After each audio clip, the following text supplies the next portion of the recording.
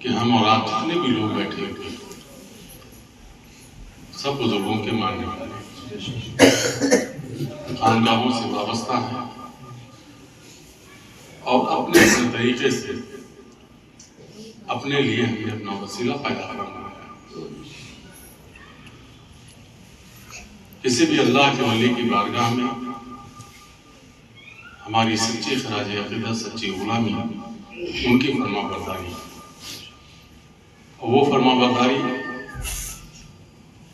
جس میں اللہ راضی ہو، اس کا رسول راضی ہو، کیونکہ اللہ نے اپنے سب سے چہیتے پیغمبر سرکار دو عالم صلی اللہ علیہ وسلم کے ذریعے ہم کو دین عطا فرمایا، اور ایسا دین عطا فرمایا تو تب سے لے کر کے اور آج تک، آج سے لے کر قیامت کی صبح تک یہ اپنی حقانیت دنیا پر جانا جاتا ہے اور جانا جاتا رہے گا، اس لیے کہ اس کی پیروی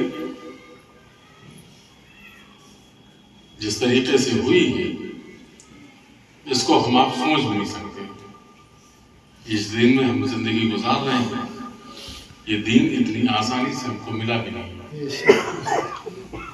اس دین کو بڑی ذافشانی کے ساتھ اللہ کی رضا کے ساتھ پھیلایا گیا جو آج ہم تک پہنچا ہے۔ اس دین کی اشاعت میں، اس دین کی دعوت کو جب لوگوں نے قبول کیا تو وہی خلیفہ اول ابوبکر صدیق رضی اللہ تعالیٰ عنہ، اس دین کی حقانیت کو جب لوگوں نے جانا تو خلیفہ دوم حضرت عمر فاروق رضی اللہ تعالیٰ عنہ بنے، اس دین کو جب پناہ میں لیا تو حضرت عثمان غنی بنے، اس دین کو جب فروغیت ملی تو مولا کائنات فاتح خیبر بنے۔ اس کے بعد یہ دین صحابہ کے ذریعے، تابعین کے ذریعے، طبع تابعین کے ذریعے، امت علماء کے ذریعے ہم تک پہنچتا چلا گیا۔ آج ہم آپ جن بزرگوں کی بارگاہوں سے وابستہ ہیں وہ ہمارے آپ کے بیچ میں اپنے رسول کی مرضی سے، رسول کی عطا سے، اللہ کی فرما برداری کرتے ہوئے ہمارے بیچ میں تشریف لائے، تب ہم نے اس دین کو جانا ہے۔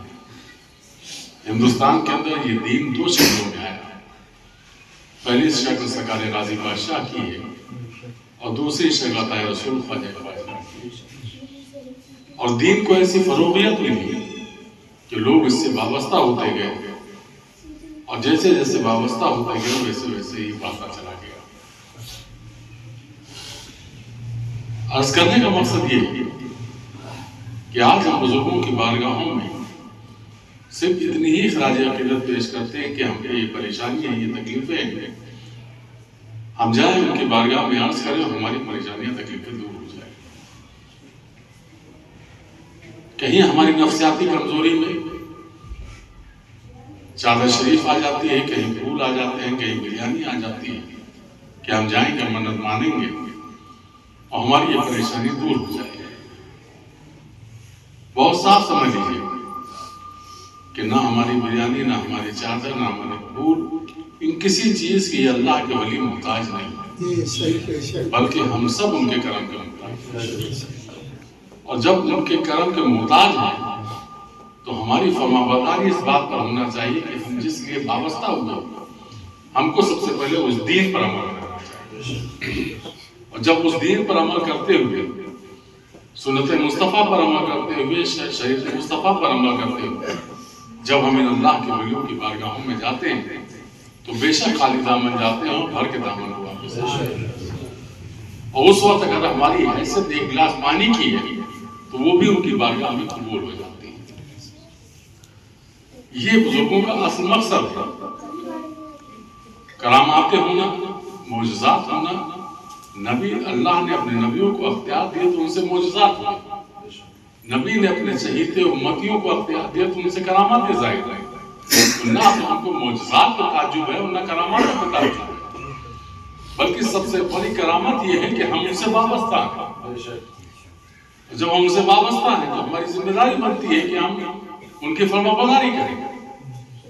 آج ہم اپنے شہر شمالی ہند کے عظیم روحانی پیشوا آقا و مولا مرشد وہابی بھی حضور حضرت سید شاہ الحاج محمد مشہود اللہ اور رب العلیم صاحب قبلہ بقائی آسانی سمت سبی پورے درزوان وہ ان کے جانشین لگتے جگر نور نظر حضور حضرت سید شاہ الہام محمد شاہد اللہ قرص تعلیم صاحب اللہ بقائی گونگی سمہ سبھی قرآن بزرگان کی بارگاہ میں کیوں خراج عقیدت پیش کرتے ہیں؟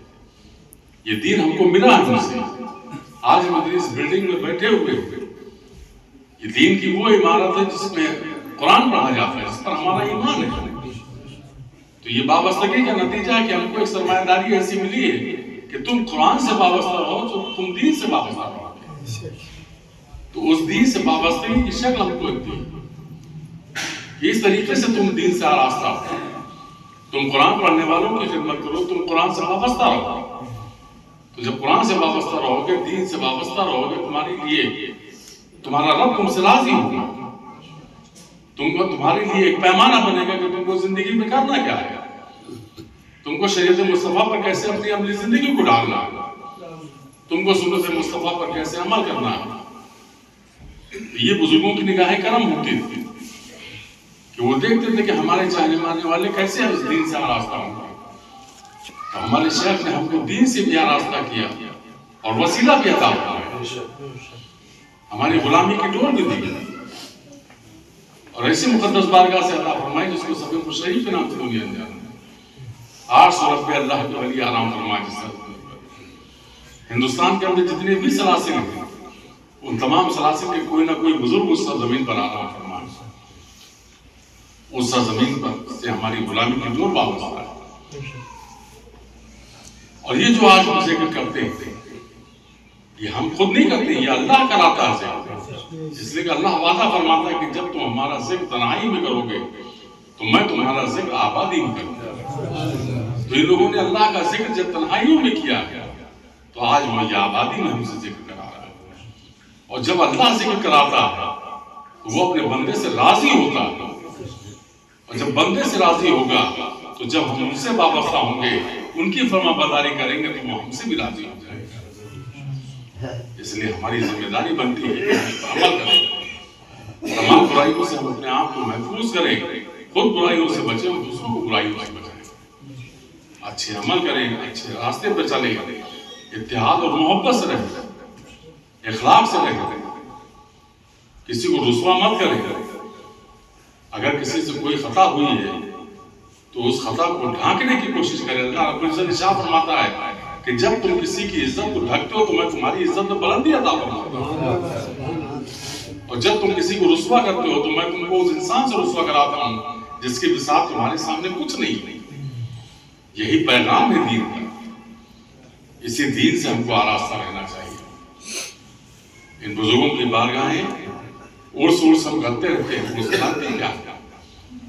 عرس اور غفزی مانے اس کی شادی کی. اور جب ہم شادی کرتے ہیں تو آپ جانتے ہیں کہ جب دونوں فریق کا دل ملتا ہے تب شادی ہوتی ہے.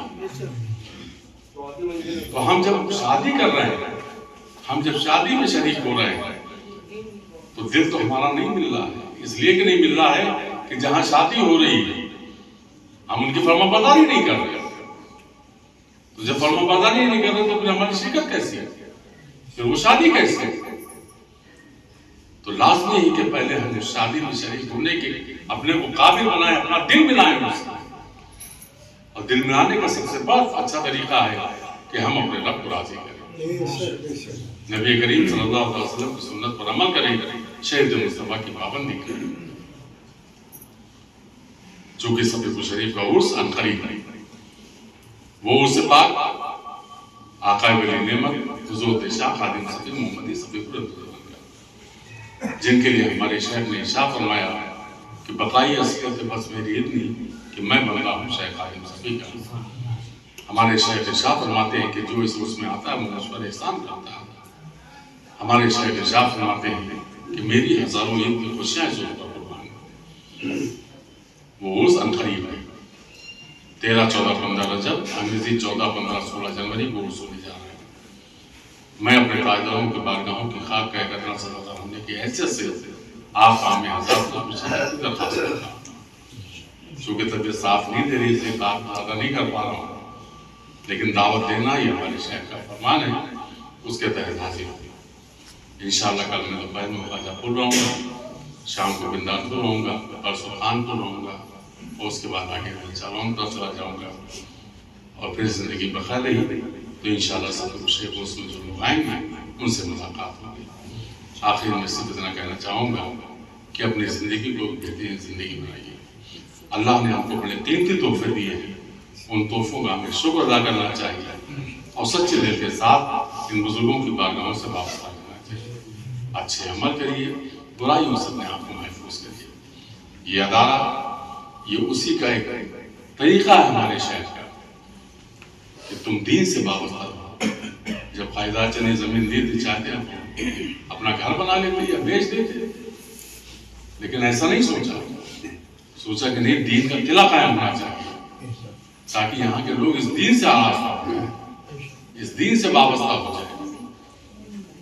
اس کے لیے یہ ادارہ قائم کیا گیا، تو وابستہ رہیے اور مباداری کریے، اسی میں ہمارے آپ کے لیے عافیت ہے، دنیا بھی کامیاب ہے اور آخرت بھی کامیاب ہے۔